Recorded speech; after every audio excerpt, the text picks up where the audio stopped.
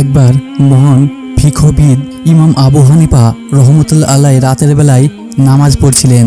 হঠাৎ তিনি দেখলেন এক চোর ঘরে ঢুকে কিছু খুঁজছে।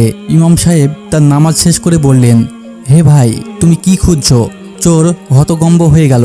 কিছু বলার আগে ইমাম সাহেব আবারও বললেন, তুমি যদি দুনিয়ার রিজেক খুঁজো তাহলে আল্লাহ তোমার কিসমত রেখেছেন, আর যদি হেদায়েত খুঁজো তবে বসো, আমি তোমাকে আল্লাহর দিকে ডাকি। চোরের মন নরম হয়ে গেল। সে কাঁদতে কাঁদতে ইমামের সামনে বসে পড়ল। ইমাম আবু হানিফা রহমতুল্লাহ আলাইহি তাকে কোরআনের কিছু আয়াত শোনালেন এবং তওবা করতে বললেন। সেদিন সে চোর নিজের জীবন পরিবর্তন করে দিল।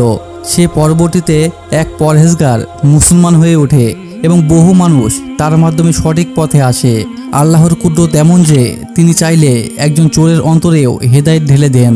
ইমাম সাহেবরা কেবল জ্ঞানী ছিলেন না, তারা ছিলেন বাস্তব জীবনের আদর্শ। সত্যিকারের আল্লাহর ওলিরা মানুষকে ঘৃণা নয়, দয়া দিয়ে বদলে দেন। আল্লাহ তাআলা আমাদের সঠিক বুঝ দান করুন, আমিন।